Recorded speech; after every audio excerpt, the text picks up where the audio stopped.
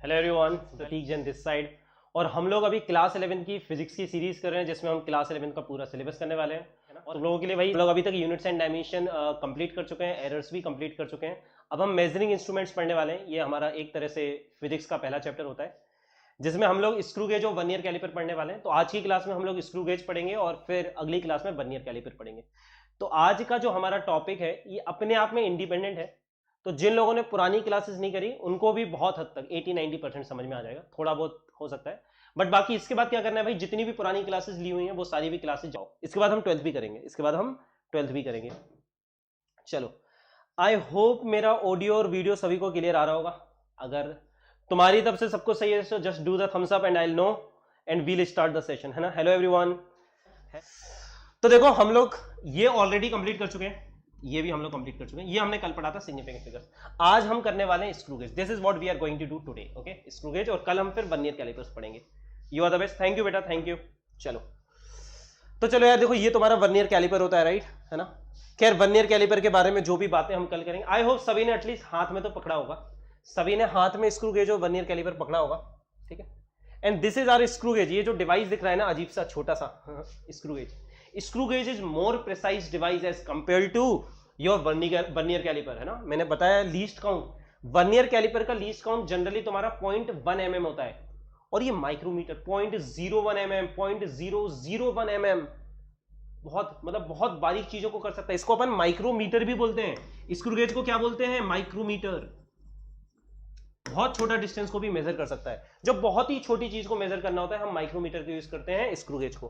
तो देखो भाई, इसमें क्या क्या होता है। ये तुम्हारी फ्रेम है, जिस भी चीज को मेजर करना है उसको यहां पे फंसा दो। लेट्स से योर हेयर, है ना, ठीक है। अब देखो यहां पे तुम्हें दिख रहा हो, ये तुम्हारा कहलाता है main scale. This is your main scale.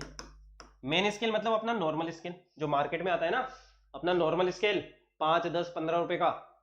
उसमें अपने नॉर्मल स्केल का लीस्ट काउंट कितना होता है? कितना होता है भाई?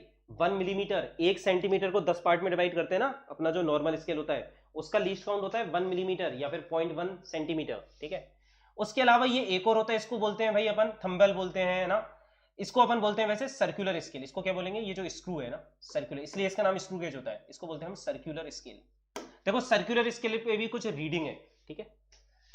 ये रीडिंग्स अराउंड कितनी होती है? सर्कुलर स्केल पे जो हमारी रीडिंग्स होती हैं वो अराउंड होती हैं, कभी कुछ कुछ में 50 होती हैं, कुछ में 100 होती हैं, कुछ में 200 होती हैं। अलग अलग तरह के स्क्रू गेज आते हैं, उन सबके लीस्ट काउंट अलग अलग होते हैं ना, ठीक है। तो ये है अपना ना, चलो इसको पढ़ते हैं ना, इसको पढ़ते हैं, ठीक है। ये मैंने बता दिया। यहाँ पे तुम बताओ ऑब्जेक्ट को करते हो, ये तुम्हारा सर्कुलर है। इसको रेचिट बोलते हैं, इसको घुमाते हैं अपन, है ना, इसको घुमाते हैं। देखो, अगर इसको बताएं, ये चीज पता होना चाहिए कैसे घुमाने पे कहा जाता है। जब ये इस तरीके से घूमता है, अगर तुम लोगों में से किसी ने भी स्क्रू गेज को हाथ में पकड़ा है ना, तो बहुत अच्छे तरीके से फीलिंग आएगी। अगर हाथ में नहीं पकड़ा तो कोशिश करना, जब भी स्कूल वगैरह में जाओ एक बार बस हाथ में पकड़ के खेलना। अगर तुम 5 मिनट भी खेल लोगे ना स्क्रू गेज और वर्नियर कैलिपर से, बहुत अच्छे तरीके से फील आ जाएगी तुम्हें ना। तो जब हम इसको इस तरीके से घुमाते हैं ये इधर मूव करता है। चलो, मेरे पास एनिमेशन भी है, मैं एनिमेशन के थ्रू तुम्हें 1 मिनट दिखाता हूँ, इस चीज को दिखाने की कोशिश करता हूँ, एनिमेशन के थ्रू बताने की कोशिश करता हूँ ना। मैंने एक सिमुलेटर खोला है, लेट्स सी, है ना। हाँ, ये एक सिमुलेटर खोला है ना, ठीक है। तो ये स्टेफनीली जो है इस वेबसाइट हम कर रहे हैं ना। तो देखो यार, इस वेबसाइट में इसमें तुम्हें बहुत अच्छे तरीके से दिख जाएगा। देखो, अगर इसको मैं थोड़ा थोड़ा सा मूव करता हूं, देखो, नोटिस करो, है ना। ये देखो, ये जो रीडिंग्स हैं, अब ये अपना स्क्रू गेज है, इसको मैग्नीफाई करके हमने यहाँ पे दिखाया हुआ है। तो थोड़ा सा नोटिस करना क्या होता है।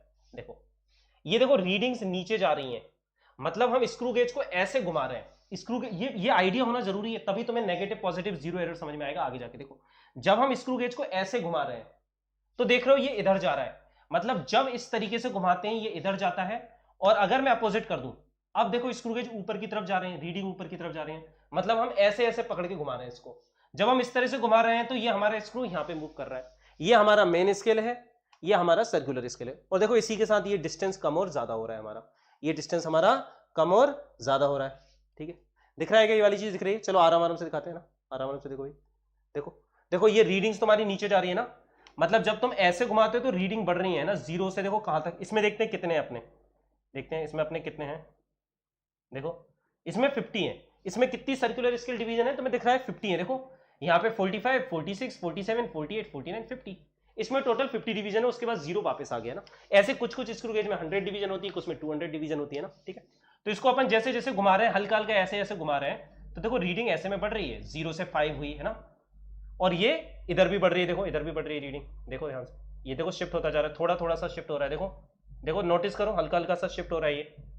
सो ये है ना। अब हम इसको समझने की कोशिश करेंगे ये आखिर ऐसा करता क्या है कि जैसे नॉर्मल स्केल का लीस्ट काउंट होता है 1 मिलीमीटर, इसका लीस्ट काउंट होता है 0.01 mm। तो ऐसा क्या कर देता है, प्रिसीजन को 100 टाइम्स कैसे बढ़ा देता है स्क्रू गेज, उसको समझने की कोशिश करते हैं। ठीक है, चलो अच्छी बात है। चलो फिर अपने उस पर वापस चलते हैं, फिर इसको इससे मैं समझाऊंगा ना, पहले थ्योरी पढ़ा दूं तुम्हें, फिर इसके बाद मैं इसको समझाऊंगा डिटेल में। ठीक है, चलो तो देखो भैया ना, पहले तो कुछ चीजों को डिफाइन कर लेते हैं ताकि हम अच्छे तरीके से समझ पाए, और ये क्वेश्चंस भी आएंगे इन पे। Pitch, what is your pitch? Pitch क्या होती है? पिच होता है distance travelled by the circular scale in one rotation. ठीक है, तुम इसको घुमाते हो है ना, देखो इसमें भी ये वाला जो डायग्राम है इसमें भी 50 रीडिंग है ना, इसको तुम पूरा एक सर्किल घुमा दो। अब देखो घुमाने के साथ इमेजिन करा करो वो जो राइट में जाएगा लेफ्ट में जाएगा ना, पूरी 3D में फीलिंग होनी चाहिए। तो इसको एक पूरा रोटेशन घुमा दें तो ये स्क्रू शिफ्ट करता है, जितना शिफ्ट करता है एक रोटेशन घुमाने में, जितना ये इस पे शिफ्ट करेगा उसको अपन क्या बोलेंगे, उसको अपन बोलेंगे पिच, है ना, उस डिस्टेंस को हम बोलते हैं पिच। मान लो 10 रोटेशन घुमाने पे मैंने 10 बार इसको कंप्लीट घुमाया और ये कितना शिफ्ट करा, लेट से ये शिफ्ट करा 5 सेंटीमीटर, तो बता सकते हो इसकी पिच कितनी होगी? अगर 10 कंप्लीट रोटेशन घुमाने पे ये 5 सेंटीमीटर शिफ्ट करता है तो क्या कोई इसकी पिच बता सकता है? हाँ, क्योंकि पिच की डेफिनेशन क्या है, एक रोटेशन में कितना होगा। तो अगर तुम्हें बचपन की मैंगो मेथड आती है या यूनिटरी मेथड आती है, यू कैन से कि अगर 10 रोटेशन में 5 सेंटीमीटर शिफ्ट हो रहा है तो एक रोटेशन में कितना शिफ्ट होगा तुम्हारा, 0.5 सेंटीमीटर। आसान है, यही तुम्हारी पिच होगी। तो पिच का फॉर्मूला बनके तैयार हो गया। पिच एक तरह से ये जो जो जो थ्रेड्स है ना, इनके बीच का डिस्टेंस भी बोल सकते हो, क्योंकि जब तुम एक बार इसको पूरा घुमाते हो तो ये जो थ्रेड के बीच का जो डिस्टेंस होता है ना, उतना ही शिफ्ट करता है वो। तो पिच का फॉर्मूला बनके तैयार हो गया हमारा, जो अभी अपन ने करा, distance travelled by the circular scale. Circular scale कितना डिस्टेंस ट्रेवल करा divided by number of full rotation. जैसे अभी हमने करा 5 सेंटीमीटर ट्रेवल करा था, 5 सेंटीमीटर, और कितने रोटेशन में करा था, 10 रोटेशन में करा था, तो 5 डिवाइडेड बाई 10, 0.5 आ गई थी हमारी पिच। तो ऐसे हम पिच निकाल सकते हैं। पिच कैसे निकालेंगे, टोटल कितना डिस्टेंस ट्रेवल करा डिवाइडेड बाई कितने रोटेशन में करा। ठीक है, तो इन शॉर्ट एक रोटेशन में जो डिस्टेंस ट्रेवल होता है that is called your pitch. I hope सभी को बहुत क्लियर होगा। हाँ सर प्लस पे बेस्ट केमिस्ट्री टीचर, कोई बात नहीं बेटा, बाबू क्या कर, जो भी बच्चा है बेटा, तू मेरी अनअकैडमी की फ्री लाइव क्लासेस में आना, वहां पे मैं बहुत अच्छे से गाइड करूंगा, है ना। इंडिया के बेस्ट फैकल्टीज कौन है, और अनअकैडमी पे ना जो बेस्ट फैकल्टी है इंडिया के वही इस वक्त अनअकैडमी पर है ना, तो वहां पे करूंगा। अभी हम स्क्रू गेज के बारे में पढ़ने वाले, अभी हम इधर उधर की कोई बातें नहीं करेंगे। स्क्रू गेज से रिलेटेड कोई डाउट हो तो पूछना, उसके अलावा कोई नहीं पूछेंगे, इधर उधर की कोई बातें नहीं होगी, क्लास चल रही है। ठीक है, लीस्ट काउंट है ना। चलो तो पहले तो लीस्ट काउंट क्या होता है, मिनिमम डिस्टेंस तुम्हारा जो मेजरिंग इंस्ट्रूमेंट मेजर कर सकता है।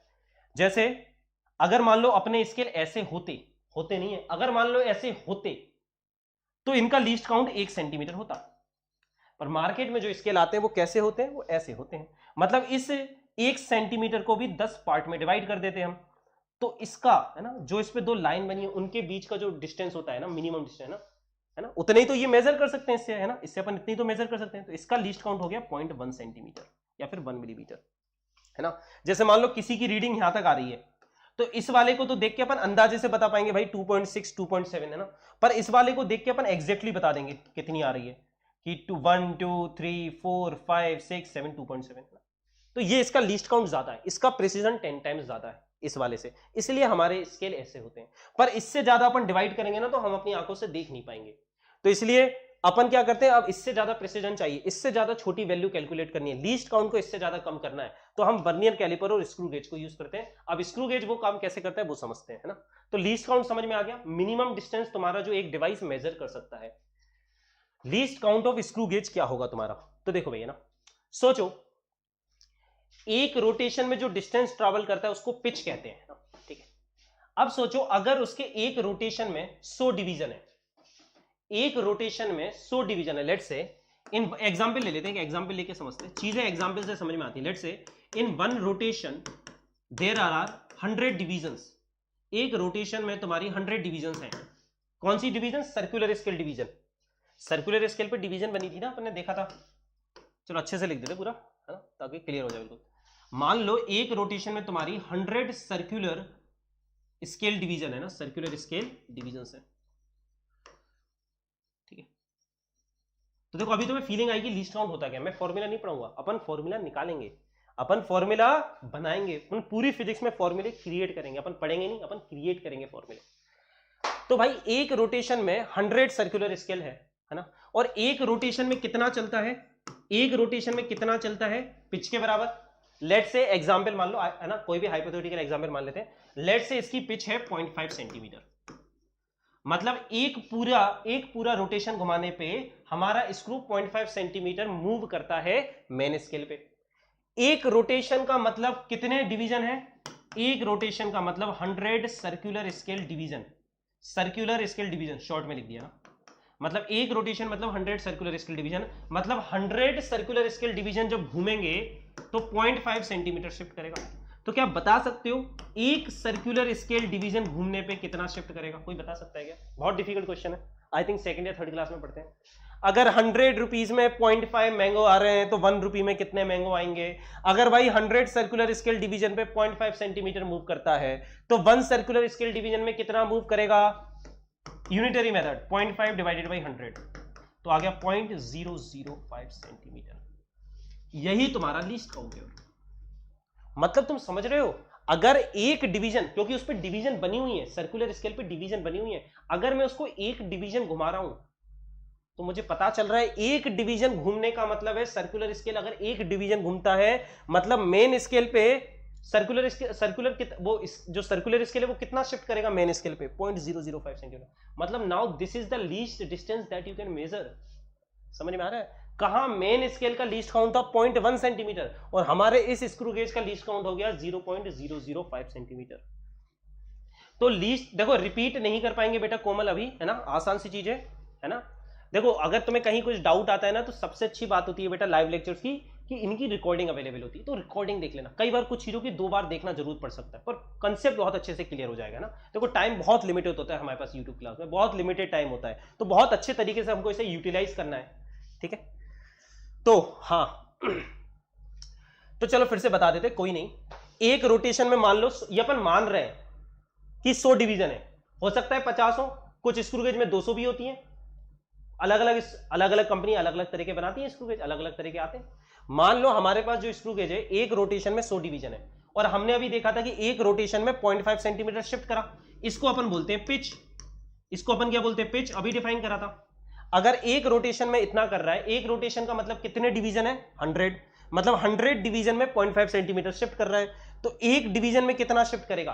अगर स्क्रू गेज को एक डिवीजन घुमाए, बिल्कुल हल्का सा घुमाऊं स्क्रू गेज को, मान लो 0 से बंद कर दूं उसकी डिवीजन, तो कितना मूव करेगा 0.005 centimetre. So this is the least count. तो लीस्ट काउंट का फॉर्मूला बन के तैयार हो गया, least count of a screw gauge is equal to, हमने करा क्या, हमने पिच, देखो 0.5 क्या था पिच, पिच को किससे डिवाइड करा, total number of circular scale division से। तो हमारा लीस्ट काउंट का फॉर्मूला बन गया pitch of the screw gauge. पहले तो स्क्रू गेज की पिच पता होनी चाहिए, भूलना मत। पिच क्या है, एक रोटेशन में कितना मूव करता है, एक रोटेशन में स्क्रू कितना मूव करता है वो तुम्हारा पिच कहलाता है। तो पिच को किससे डिवाइड करेंगे हम, पिच को हम डिवाइड करेंगे total number of divisions of circular scale. Circular scale में कितनी डिविजन्स हैं, 50 है, 100 है, 200 है। जितनी ज्यादा सर्कुलर स्केल की डिवीजन होंगी उतना कम तुम्हारा लीस्ट काउंट होगा, और जितना कम लीस्ट काउंट होता है उतना ज्यादा प्रिसाइज होता है। हमारा टारगेट है लीस्ट काउंट को कम से कम करें, जितना कम होगा लीस्ट काउंट, प्रिसीजन उतना ज्यादा होगा, एरर उतना कम होगा, एक्यूरेसी उतनी ज्यादा होगी, उतना ज्यादा अच्छा हमारा डिवाइस होगा। तो लीस्ट काउंट अगर कम करना है तो number of circular scale division ज्यादा रखेंगे। समझ में आई? पर इसका मतलब ये नहीं अब तुमको सर 1000 कर दो, अरे हमारी आंखों को दिखना भी तो चाहिए। अगर इतने से डिवाइस पे 1000 डिवीजन बना दी तो मैं देख ही नहीं पाऊंगा। अरे हम भी तो ह्यूमन है, अपन ने पढ़ा है ना, अभी पढ़ोगे 12th में, आई करके आएगा चैप्टर, है ना, ऑप्टिकल इंस्ट्रूमेंट। तो कम से कम 1 डिग्री का 1 मिनट का एंगल बनना चाहिए हमारी आंखों पे, तभी हम दो चीजों को सेपरेटली देख पाते हैं। अरे अगर बहुत दूर जाके किताब को बहुत दूर रख दो, रूम के दूसरे कॉर्नर में रखो और इधर से आके पढ़ोगे तो पढ़ पाते हैं क्या? नहीं ना, है ना, क्योंकि वो रिजोल्यूशन कम हो जाता है। पढ़ेंगे अपन इन चीजों के ना। तो अपन ऐसा नहीं है कि 1000 डिवीजन बनाते, नहीं भाई, मैक्सिमम 200 बना सकते हैं, इससे ज्यादा तो नहीं होते। 200 में भी देखना बहुत मुश्किल हो जाता है, बहुत मुश्किल हो जाता है 200 में देखना, ठीक है। तो हर चीज की बाउंडेशन नहीं होती है, ऐसा नहीं कि 1 लाख डिवीजन बना दिए 1 लाख, अबे देखोगे कैसे 1 लाख बना दिए, तो बात समझ में आई। चलो आगे बढ़ते, ये फॉर्मूला ध्यान रखना है। So your least count is nothing but, screw gauge में लीस्ट काउंट का फॉर्मूला, तुम्हारे में ऐसे ही फॉर्मूला बेस्ड क्वेश्चन ही आते हैं ना, pitch divided by n, pitch divided by n, what is n? Total number of division on the circular scale. What is n? Total number of division on the circular scale. Very good, very good. चलो आगे बढ़ते हैं। चलो question कर लो। If 10 rotations are equivalent to 5 millimetre and there are 100 divisions in circular cap, है ना, जो circular cap उसको बोल रहे हैं, सर्कुलर स्केल को, find the least count. Question दिया, लीस्ट काउंट निकालो। चलो करो फटाक से। तो कैसे करेंगे सोचो, लीस्ट काउंट का क्या फॉर्मूला होता है सोचो।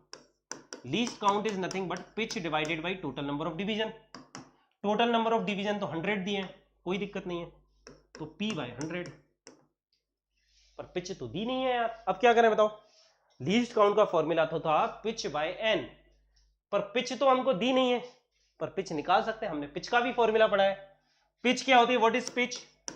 Distance travelled, distance travelled divided by total number of rotation, complete rotation कितने हैं? 10। So pitch is 0.5 mm। देखो पहले अपन ने पिच निकाली, distance by total number of rotation, फिर pitch by total number of circular scale division. तो pitch कितना आया तुम्हारा? 0.5 डिवाइडेड बाय 100, तो ये आ गया तुम्हारा 0.005 mm। ये तुम्हारा लीस्ट काउंट आ गया। देखो अगेन हमने लीस्ट काउंट निकाल दिया 0.005 mm। समझ में आ रहा है? देखो भाई किसी को कोई डाउट है तो बताओ।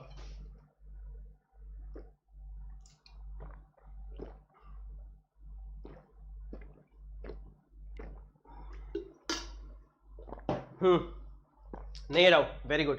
चलो आगे बढ़ते हैं। चलो अब रीडिंग कैसे निकालते हैं इसकी ना, तो देखो स्क्रू गेज की रीडिंग को बोलते हैं ऑब्जर्व्ड रीडिंग। कैसे निकालेंगे वो सीखते हैं ना, ये वैसे लेबोरेटरी में सिखाते हैं जब एक्सपेरिमेंट होते हैं। ये होता है मेन स्केल रीडिंग, MSR। क्या है बेटा? Main scale reading. Main scale मतलब ये, प्लस लीस्ट काउंट, LC मतलब least count, into circular scale reading.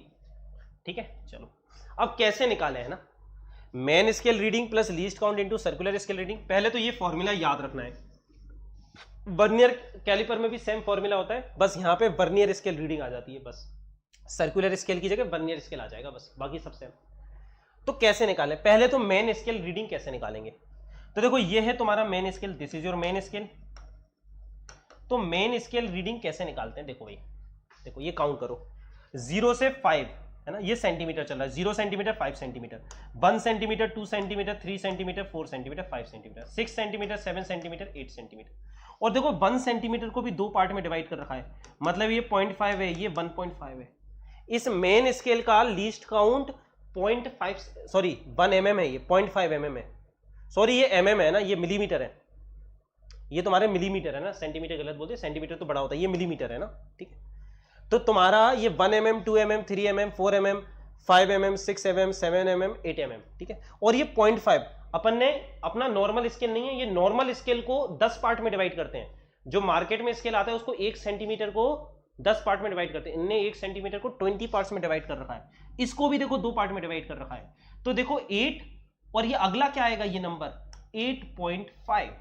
तो मेन स्केल रीडिंग क्या आ गई?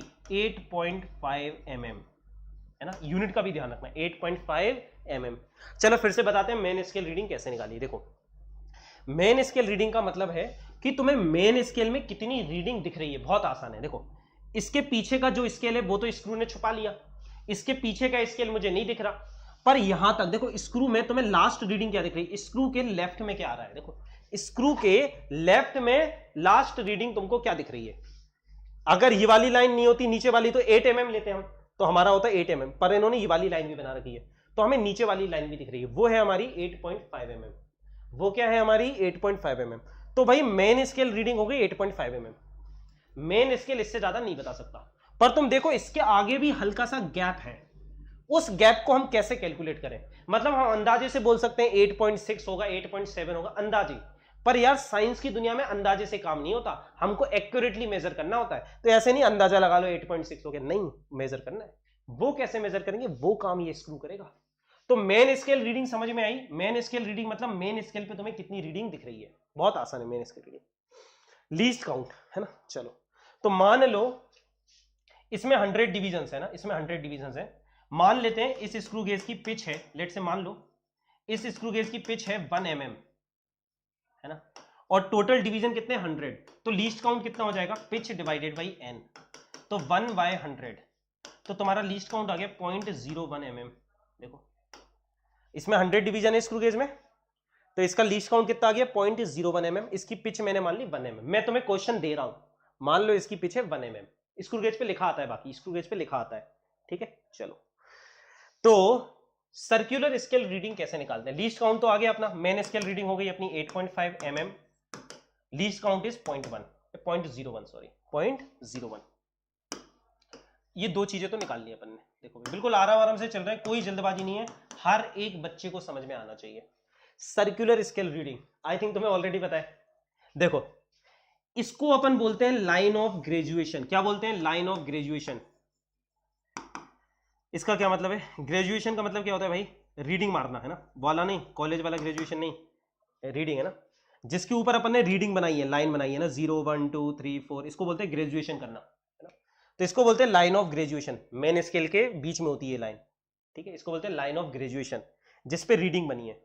इसके सामने, इस लाइन ऑफ ग्रेजुएशन के सामने कौन सी लाइन आ रही है? सर्कुलर स्केल की। इस लाइन ऑफ ग्रेजुएशन के सामने कौन सी लाइन आ रही है सर्कुलर स्केल की? चलो गिनते हैं, 10 11 10 11 12। हो सकता है तुमको दिखाई ना दे रहा हो, पर कोई नहीं, जब तुम्हारे हाथ में स्क्रू गेज होगा तुम आराम से देख लोगे ना। मतलब मेरे को तो चश्मा लगा है तब भी दिख रहा है, तुम्हें और अच्छे से दिख जाएगा। कितनी आ रही है भाई? 12 आ रही है ना। कौन सी आ रही है बेटा? 10 11 12 13 14 15, 12वीं वाली आ रही है। तो this is your circular scale reading. देखो कितना आसान है, तीनों चीजें निकालना बहुत आसान है। Least count pitch by n करके निकाल लिया, मेन स्केल रीडिंग मतलब कितनी तुमको दिख रही है, सर्कुलर स्केल रीडिंग मतलब लाइन ऑफ ग्रेजुएशन के सामने वर्नियर की कौन सी लाइन है। तो अपन को 12वीं लाइन दिख रही है। हो सकता है तुम्हें ना दिख रहा हो, छोटा दिख रहा हो तुम्हें, मुझे बड़ा दिख रहा है फिगर, भरोसा रखो सही बताया है ना। चलो हो गया, अब तो कोई भी बच्चा भी निकाल देगा, अब तो एमएम में चल रहा है, बच्चा भी निकाल देगा। बताओ कितना हो गया ये तुम्हारा? 8.5 प्लस 0.12 mm, तो 8.62 आ गया। करो ऐड करो, 8.62 mm। बताओ बताओ, क्या तुम अंदाजे से बता देते ये 8.62 है? तुम तो क्या अंदाजा लगाते, अरे 8.6 होगा या 8.7 होगा।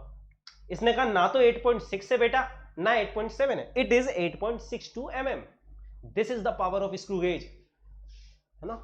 आगे 2 डेसिमल प्लेस तक बता दिया इसने क्या है, आगे 2 डेसिमल प्लेस तक। आया क्या समझ में? बताओ मेरे को। आप तो कबीर सिंह लग रहे हो। अच्छा बेटा ठीक है, कोई नहीं, वो तो तुम लोगों को बनना है कॉलेज में जाके। हाँ भाई ठीक है, बढ़े आगे। चलो वेरी गुड। चलिए क्वेश्चन करते हैं। If 10 rotations are equal to 5 mm, है ना, and 100 division in circular cap. ये तो अपन ने पुराना वाला क्वेश्चन हो गया। इस पुराने वाले क्वेश्चन, ये अभी अपन ने थोड़ी देर पहले करा था, इसमें अपना लीस्ट काउंट कितना निकला था? 5 divided by 10, 0.5 divided by 100, 0.005 mm। ये अपना लीस्ट काउंट निकला है ना, ये अपन ने कर लिया था। अब इसके आगे उन्होंने दिया है a reading taken for the diameter of a wire, है ना। मान लो कोई छोटा सा पतला सा वायर, उसका डायमीटर मेजर कर रहे हैं। स्क्रू गेज का यही काम होता है ना। Shows 4 complete rotations and 35 divisions, find diameter. ठीक है, चलो तो देखो अब इसमें देखो दिमाग लगाना पड़ेगा। उसने मेन स्केल रीडिंग डायरेक्टली नहीं दी, उसने क्या बोला? Shows 4 complete rotations. अब इसमें दिमाग लगा के मेन स्केल रीडिंग निकलेगी। मेन स्केल रीडिंग कितनी हो जाएगी बताओ? 4 कंप्लीट रोटेशन मतलब एक रोटेशन में कितना डिस्टेंस होता है? पिच के बराबर। एक रोटेशन में कितना ट्रैवल करता है? पिच के बराबर। 4 रोटेशन में कितना करेगा? 4 इंटू पिच। पिच कितनी है तुम्हारी बताओ? पिच है तुम्हारी 5 बाई ना, पिच थी तुम्हारी 5/10, 0.5 mm।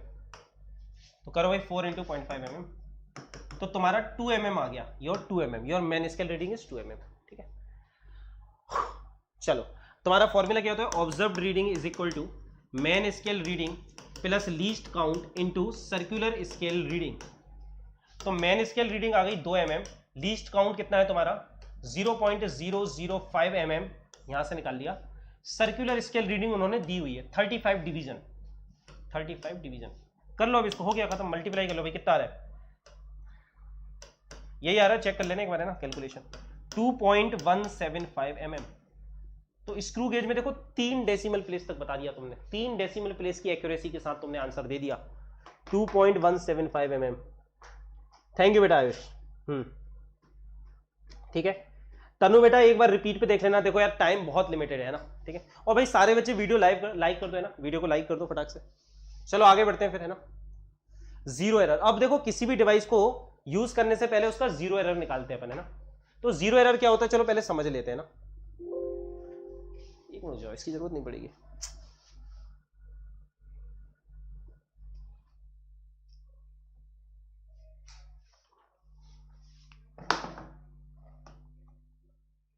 हाँ ठीक है, देखो अपन ने ये देखा था ना, अपना डिवाइस है ना, देखो तो इसमें देखो मान लो है ना, मान लो इसके बीच में देखो ये रीडिंग में, देखो अपन रीडिंग कैलकुलेट करते हैं ना, इसको कहीं भी रख देते हैं, रुको रैंडमली सेट कर रहा हूं इसको, रुको रैंडमली सेट कर रहा हूं तुम्हारे सामने, इसको अपन कहीं भी रख देंगे है ना, कहीं भी रोक दूंगा, फिर अपन रीडिंग मेजर करते हैं, एक बार रीडिंग मेजर करके देखते हैं असली स्क्रू गेज में कैसे मेजर करनी। चलो कहीं भी रोक देते हैं, रैंडमली रोक दिया। चलो तुम लोग बताओ, चलो अब देख के तुम लोग मुझे बताओ मेन स्केल रीडिंग कितनी है। इस पे लिख नहीं सकते यार, इस पे लिख नहीं पाएंगे, चलो बोल दो, कोई नहीं, बोल के करते हैं क्वेश्चन है ना। मेन स्केल रीडिंग कितनी होगी, या फिर लिख सकते हैं, एक सेकंड लिख सकते हैं, चलो मजेदार, मजा आ गया, चलो मजा आ गया, लिख सकते हैं यहाँ पे। बताओ मेन स्केल रीडिंग कितनी होगी, मेन स्केल रीडिंग कितनी होगी बताओ। हाँ भाई मेन स्केल रीडिंग कितनी होगी, you are teaching super, thank you बेटा नंदा। हाँ हाँ चलो अनअकैडमी सुपर, थैंक यू बेटा ना। हाँ तो देखो कितना दिख रहा है भाई, 0, 5 millimetre, 10 millimetre, 15 millimetre, 20 millimetre, 21 millimetre, 21.5 millimetre. अपन रीडिंग करेंगे ना 21.5 mm। तो मेन स्केल तो इतनी ही बता पाएगा कि भाई 21.5 mm है, और देखो हल्का सा गैप है। अब वो गैप कौन कैलकुलेट करता है, ये जो हल्का सा गैप दिख रहा है ना, ये हम अंदाजे से नहीं बताते, यही कैलकुलेट करता है स्क्रू गेज। ठीक है चलो, अब इस स्क्रू गेज में कितने डिवीजन, 50 डिवीजन है, ये तो अपन ने देखा था ना, देखो 50 है, 45, 46, 47, 50। हाँ भाई इसकी पिच कितनी है, पिच नहीं लिखी उन्होंने, बताओ। अबे पिच, अच्छा लीस्ट काउंट दे दिया इन्होंने, चलो जरूरत नहीं है, इन्होंने सीधा सीधा लीस्ट काउंट लिख के दे दिया कि लीस्ट काउंट है 0.01 mm। इन्होंने हमें सीधा ही लीस्ट काउंट दे दिया, चलो बहुत अच्छा करा इन्होंने, हमारी मेहनत बचा दी है ना। चलो ठीक है, तो हमारा लीस्ट काउंट है 0.01 mm। ठीक है, सर्कुलर स्केल रीडिंग कितनी है बताओ। तो 0, 5, 6, ध्यान से देखो सर्कुलर स्केल रीडिंग कितनी है, 6 है तुम्हारी, योर सर्कुलर स्केल रीडिंग है 6। ठीक है चलो, तो अपना क्या होता है, observed reading is equal to main scale reading plus least count into circular scale reading. ठीक है चलो, तो मेन स्केल रीडिंग कितनी आ रही है हमारी, देखो तुम्हारे सामने ही कर रहे हैं सॉल्व है ना, 21.5 mm plus least count 0.01 mm दिया है, और सर्कुलर स्केल रीडिंग कितनी है देखो भाई 6 है। चलो रैंडम है ना, कितना आ गया ये 21.5 प्लस 0.06 है ना, यही आएगा ना 0.06। हाँ तो ये आ गया तुम्हारा, देखो कितना आ रहा है 21.56 mm। देखो इन्होंने हमको आंसर दे रखा है, पर हमने थियोरेटिकली निकाला, इन्होंने तो आंसर दे रखा है भाई, पर हमने निकाला भाई ये डिस्टेंस कितना है, ये डिस्टेंस तुम्हारा कितना है, ये डिस्टेंस है 21.56। देखो किसी को डाउट है तो बताओ, देखो तुम्हारे सामने करा, किसी को डाउट है क्या, बताओ जल्दी।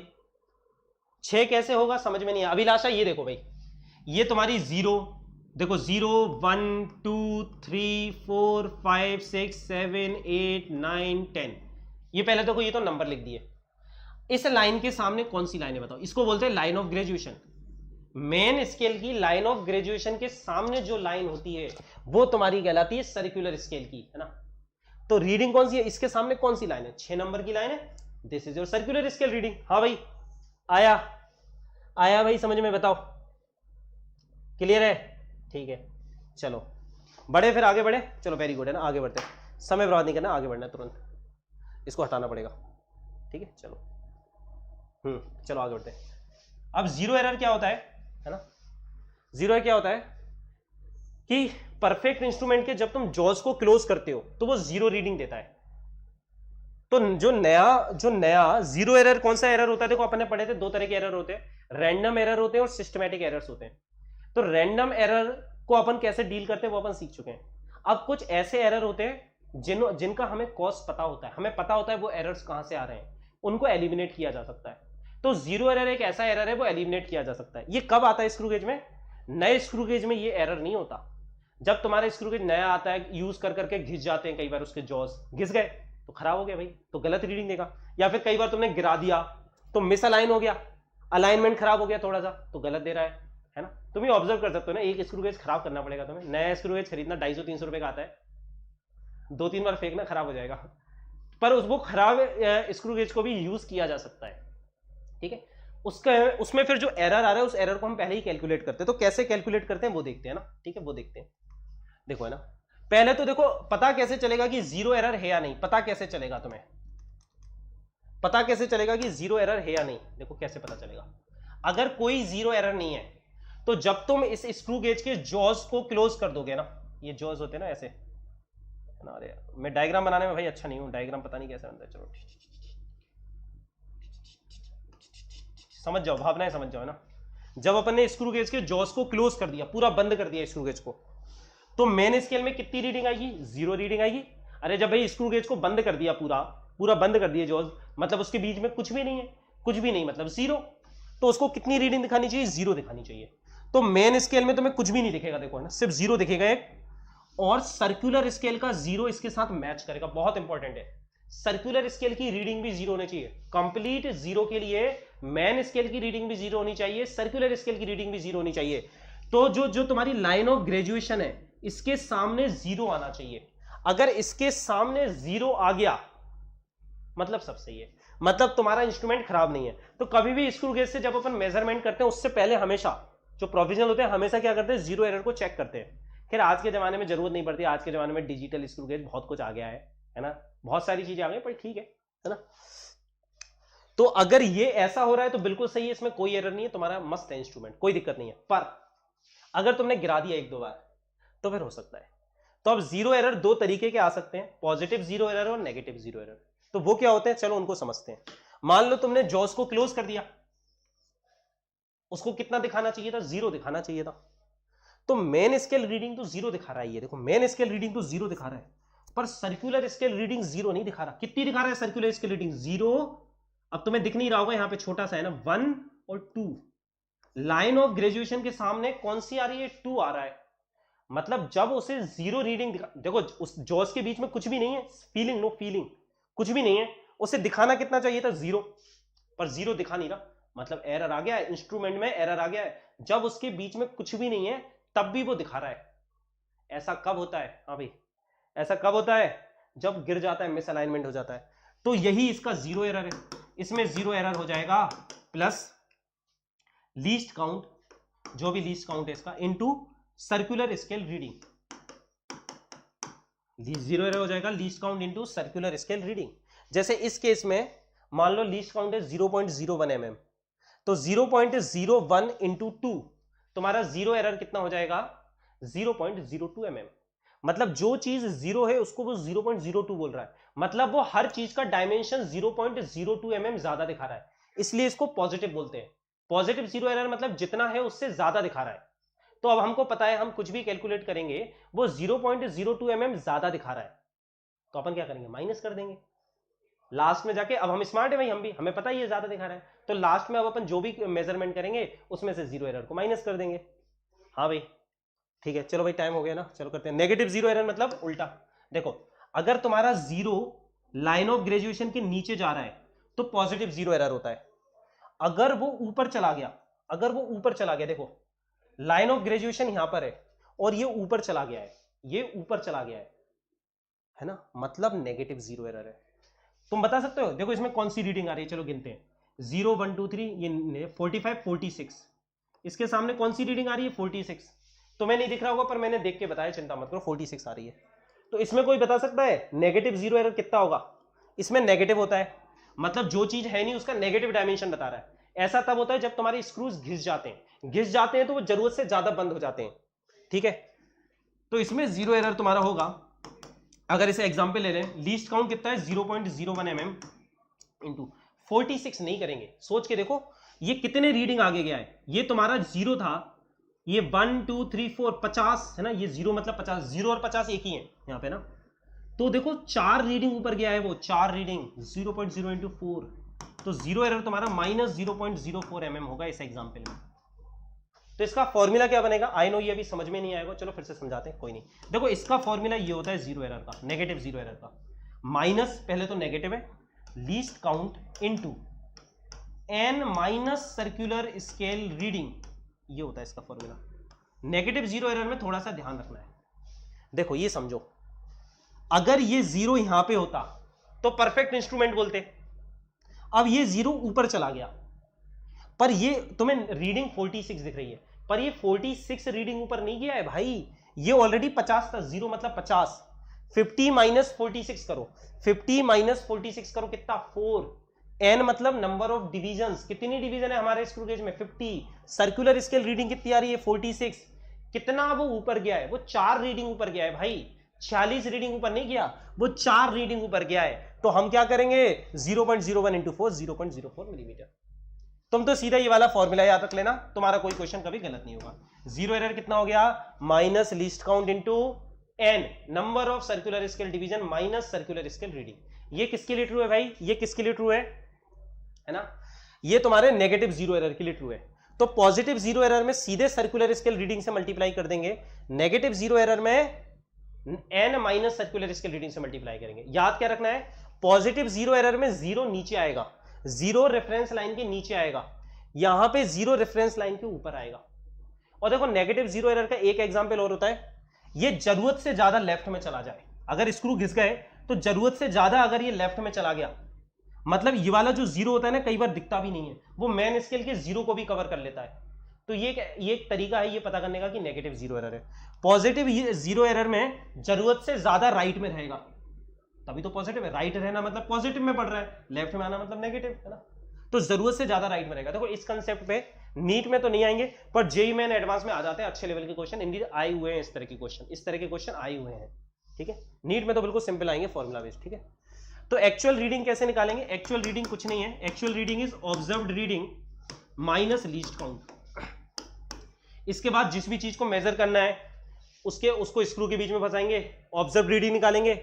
ऑब्जर्व रीडिंग क्या होती है तुम्हारी, main scale reading plus least count into circular scale reading, जो भी अपन ने निकालना सीखा था। अपन ऑब्जर्व रीडिंग निकालेंगे और उसमें से लीस्ट काउंट को माइनस कर देंगे, तो हमें एक्चुअल रीडिंग मिल जाएगी, ठीक है। तुम हमेशा लीस्ट काउंट को माइनस करोगे, पॉजिटिव होगा तो वो माइनस हो जाएगा, नेगेटिव होगा लीस्ट काउंट तो माइनस माइनस होकर वो अपने आप प्लस हो जाएगा। तुम्हें तो हमेशा यही फॉर्मूला रखना है, अगर वो नेगेटिव होगा तो वो माइनस माइनस अपने आप प्लस में बदल जाएगा, उसकी तुम्हें चिंता करने की जरूरत नहीं है। क्लियर हो गया बेटा, बहुत अच्छी बात है। चलो देखो इसके अलावा भी और तरह के एरर होते हैं, पैरेलैक्स एरर है ना, ये तुम्हें पता ही होगा।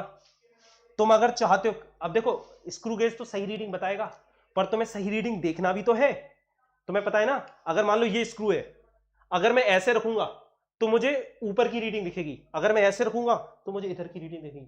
तो अगर तुम्हें सही रीडिंग देखना है तो स्क्रू गेज को हमेशा ऐसे रखा जाता है, आंखों के सामने, ऐसे नहीं देखते, ऐसे भी नहीं देखेंगे, ऐसे देखेंगे, तो कोई पैरेलैक्स एरर नहीं आएगा। पैरेलैक्स एरर के लिए आंख बिल्कुल परपेंडिकुलर होनी चाहिए। अगर तुम नीचे से देखोगे तो एक्चुअल में तो भाई ये वाली रीडिंग आ रही है, पर तुम्हें कोई ये वाली दिखाई देगी, है ना, मिसमैच हो जाता है अलाइनमेंट। तो बहुत सारे एरर होते हैं जो हमें ध्यान रखने होते हैं, तो पैरेलैक्स एरर का भी ध्यान रखेंगे, ठीक है। चलो वेरी गुड है ना, वेरी गुड। तो भाई ये आज हमारा हो गया, ये लेक्चर हमारा खत्म हो गया, ठीक है। इस पे कर लेना क्वेश्चंस वगैरह कर लेना। ये पीडीएफ तुम्हें भाई टेलीग्राम चैनल पे मिल जाएगी। कल की क्लास में हम लोग वर्नियर कैलिपर पढ़ेंगे, ठीक है। चलो